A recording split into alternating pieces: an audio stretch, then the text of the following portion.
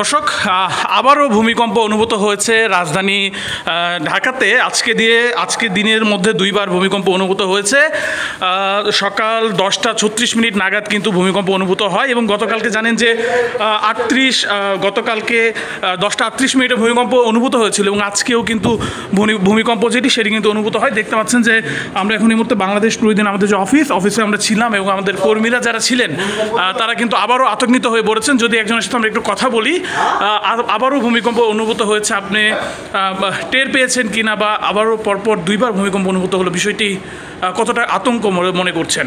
আসলে ভূমিকম্প মানে আতঙ্কের বিষয়, আর বিশেষ করে আজকে দুইবার হয়েছে সকালবেলাটা, সেটা খুব একটা টের পাওয়া যায় না, কিন্তু সন্ধ্যা নাগাদ ঠিক 2 মিনিট আগে 6:07 বা এর আশপাশ সময় হবে ভূমিকম্প অনুভূত আমরা টের পেয়েছি।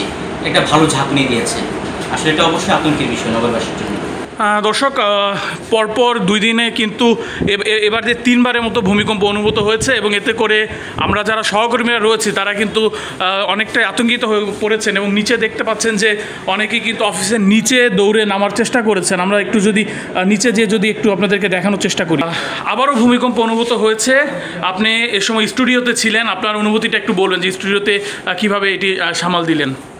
এই মুহূর্তে আসলে আমি মাত্রই ভূমিকম্প অনুভব করলাম এবং গতকালকেও কিন্তু আমরা এটি আসলে দেখেছি এবং সেটিও কিন্তু গতকালকের যে ভূমিকম্প সেটিতে কিন্তু আমরা বেশ কয়েকটি মৃত্যুর বা হতাহতের কিন্তু খবর পেয়েছি এবং এই মাত্র যেটি হলো সেটিও কিন্তু আসলে গতকালকের থেকে কোনো অংশে কম নয়। আমার যেটি ধারণা মনে হয় যে আসলে আতঙ্কের উপর আতঙ্ক, গতকালকেও আতঙ্ক গিয়েছে এবং আজকে কিন্তু পরপর 2টি ভূমিকম্পের খবর আমরা পেলাম এবং অনেকেই কিন্তু অনুভব করেছে।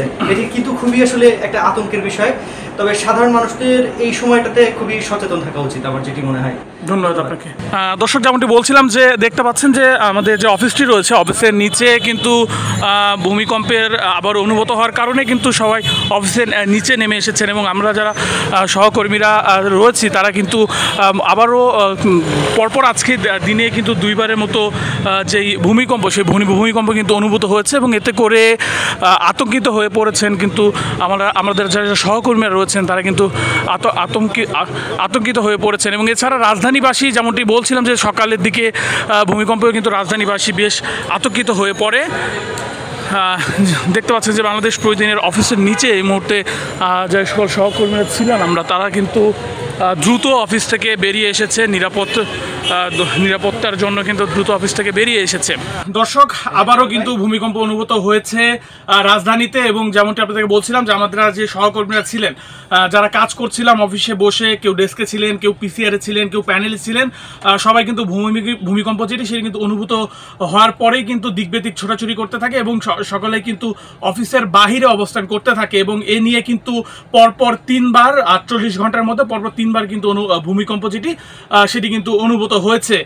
দর্শক, আপনাদেরকে দেখানোর চেষ্টা করছিলাম যে ভূমিকম্পর তাৎক্ষণিক যেই ঘটনাটি সেটি আপনাদেরকে দেখানোর চেষ্টা করছিলাম। আমি নেহাল আহমেদ প্রান্ত।